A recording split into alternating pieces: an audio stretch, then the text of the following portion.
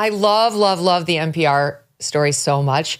And I hate the Signal story. Not because it makes the Trump administration look bad. I'm happy to talk about stuff that makes the Trump administration. I don't care. It's like, I'm obviously a Trump supporter. Still, the news is the news. But this one's just so pointless. No one's saying anything new. We're going back and forth arguing about whether it was war plans or attack plans. And like, is Mike Waltz more culpable because he appears to have added Jeffrey Goldberg to the thread? Or is it Pete Hegseth who, released, was it classified information or is it not classified? Because as defense secretary, he's declassifying it by sharing. Like, I don't care. The Houthis are dead, which we're really happy. Like the average person, like, dead Houthis, cool. And probably should take it off Signal for the next one and get rid of the nasty reporter. Like, don't you think that's how most normal people are reacting to this? 100%. No question about it. I mean, we did our entire show basically on this today. And look, the upshot of this thing is that every administration makes some kind of mistake. The previous administration, their mistake cost 13 Marines their lives.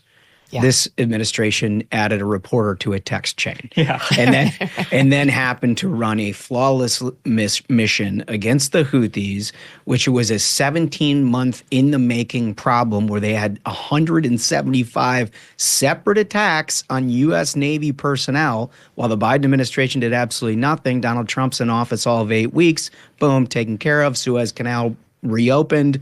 An Iran-funded terror operation destroyed. Okay, like in the matter of scandal, where does this rank? I mean, for me, overwhelming success. Now, granted, they shouldn't have any sort of external communication with the heads of the national security apparatus that includes a reporter. They know that. They acknowledge as much literally the day afterwards. Clearly did not mean it. They did not want to include him. Right. And the president, in fact, took it straight on. He said, here's the way that I would prefer we handle this. And he talked about the lead ceilings and lead walls, basically describing the situation room.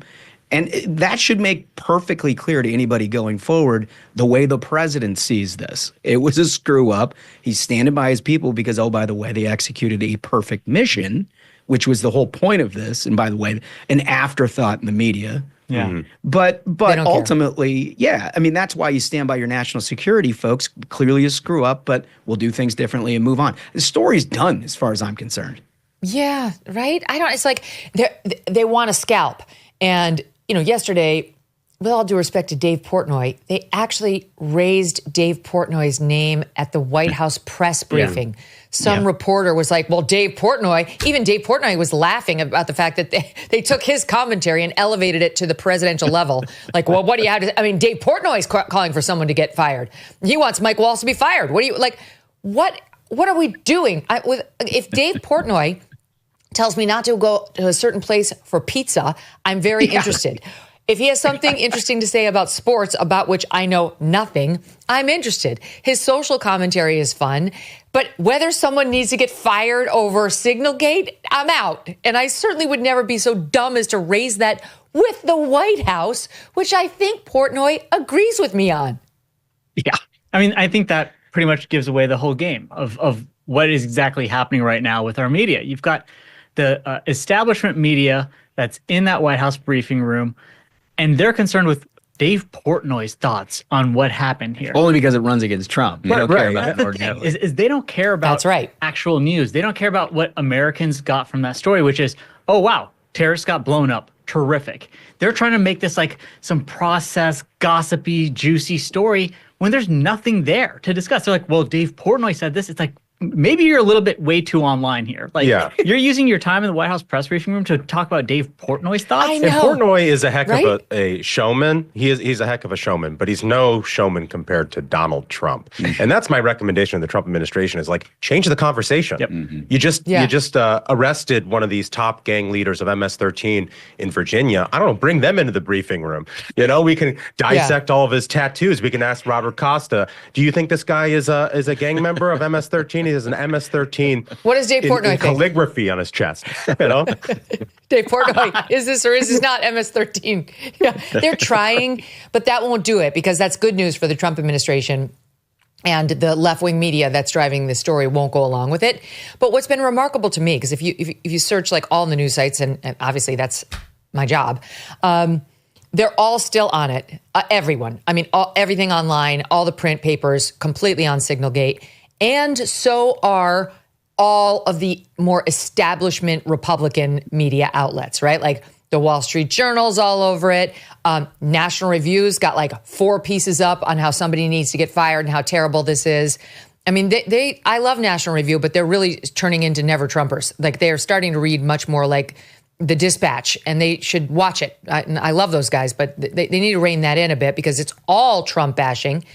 But my takeaway is the people who wanted, and it's in particular about Hegseth to have nothing to do with the Pentagon, and were totally against his elevation to that post, are the loudest critics in this scandal. They think there's blood in the water. They're trying to change the conversation from Mike Walls to Pete Hegseth. Even though, and I don't think either one should be fired, but even though it was Mike Walls who added this Jeffrey Goldberg to the Atlantic. Pete Hegseth didn't do that. Pete Hegseth trusted the National Security Advisor that this was an appropriate place to have this conversation and that he, who had created the group, Walls, had screened everyone appropriately. That was Pete's sin, right? And then had a frank conversation about the plans, as was obviously requested by Mike Walls and the others who were on there, including the vice president. But I really think it's all these people who hated Pete who will not let this die because they think they can get a scalp. And I am here to tell you, it's not gettable. He's not getting fired. You're going to have to cry harder.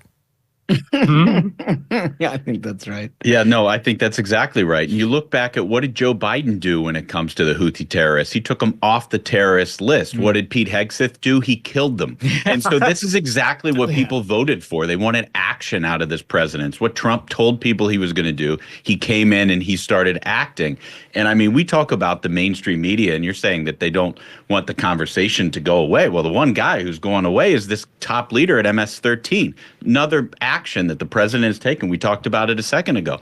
But like, this guy is acting every single day in a way that voters wanted, and that's why his approval rating and the right track number that everybody follows is so high. I don't know if you saw this poll from Marist just this week. It showed that the right track number is higher than it's been in 20 years, and Democrats are scrambling. And when you say Democrats, you have to include the mainstream media in that group of people. They're also scrambling, trying to figure out what they can do to get out from under Trump's popularity. And just incredible start in these first 2 months. I think it's also worth a little trip down memory lane when we're talking about the press here. And you're right. They're trying to get a scalp, whether it's Pete or Waltz or whatever. They ask incessantly about whether or not one of them are going to get fired. How many of those same journalists talked about Afghanistan withdrawal in the same way? Who was going to get fired? Right. Of course, nobody got fired. Right. And it cost 13 Marines their lives. But also the story was sort of a process story about, well, Trump wanted to get out of Afghanistan too. Everybody wanted to do this thing and I'll move on. And you look at some of the Democrats like Chuck Schumer, we highlighted on our show. He had exactly one thing on all of X over the last 5 years that contained the word Afghanistan, where there was no call for an investigation. There was no discussion about what went wrong. He condemned terror. Right. And now he's saying that every single American's life is at risk because of an operation that happened 10 days ago, which was a resounding success. Like this it strains credibility. Yeah. Yep. 100%. And so now you've got Jeffrey Goldberg moving into saintly status of the Atlantic, this complete left-wing hack who has never seen Republican catnip that he hasn't sniffed and rolled around in and peddled to his viewers as real, right? From Russiagate to the fawning piece he did on Mark Milley for like holding the line against this dictatorial Trump. The guy who was going to tell the Chinese if we were going to unleash an attack on them. Which, by the way, no one was even planning. Only in Mark Milley's head was Trump going to go attack the Chinese. We didn't attack the Chinese. Trump didn't give the order to go attack the Chinese. But Mark Milley decided to take it upon himself to, in a treasonous communication, tell his counterpart in China, if we are going to drop any bombs on you, I will give you the heads up. That's which is crazy. Totally, I mean, insubordinate is an understatement. But he's a patriot in the eyes of the Atlantic. Okay, so Jeffrey Goldberg goes out there like, I'm the dignified one here, okay? They added me because I'm important. Obviously, I'm in everybody's phone, not mine. Mike Wallace is even saying not in his. Now, I have to say, to be honest, that sounds like bullshit to me. He does. I mean, I don't know how he'd get added from Mike Wallace's phone if he weren't in there. Walls, in a very awkward exchange with Laura Ingraham, seemed to be trying to say, it'd be like if I texted you something, Holmes, and said, hey, great having you on the show today. Doug, my husband, wanted to send you something. And like I CC'd Doug on the communication, how like I added him in. So you didn't have Doug in the in your contacts, but like sometimes your phone would recognize, this is Doug, right? Like it might say at a future point, if you're searching for a Doug, it might pull that up because there is some AI on your phone that does that for you. He seemed to be suggesting Goldberg was part of a different conversation he had with somebody, and that's somehow how, I have no idea. Okay, anyway, back to my main point. Hold these thoughts. So Goldberg goes out there and he's like, I didn't want to do any of it. I'm so sad that they're making me do this, but I feel, an obligation to tell you how unsecure these comms are and that I had war plans. And he went all over the news media on Tuesday saying, I'm not going to release the stuff they texted about the war plans because it's too incendiary. It's going to compromise our military. So that I won't do. And here's a little bit of how he sounded on Tuesday. Watch, Satu. The last thing I want is to see American lives endangered in any way. Which is why you didn't include it. And Jeffrey, you rightly didn't publish, of course, the details of everything you saw in that exchange, so I don't expect you to repeat them here. Again, I don't want to go into details because I don't think it's responsible to put out operational issues. And as much as I enjoy national security investigative reporting, I don't need strike plans 2 hours before a launch. That should not be coming into my phone. I mean, I take this stuff very, very seriously. The White House press secretary have said you're lying. Have said there are no war plans there. Have said there's no classified information. So the obvious question is, shouldn't you now demonstrate it? Shouldn't you publish the text? No, because they're wrong. I have a pretty clear standards in my own behavior of what I consider information that I consider to be in the public interest, even if it's technically classified or not. I'm sticking to my principles here. Sticking to his principles. Okay. Yeah. So just for the record, that was him and the messaging up and down television on Tuesday. For whatever it's worth, this is what I said on Tuesday.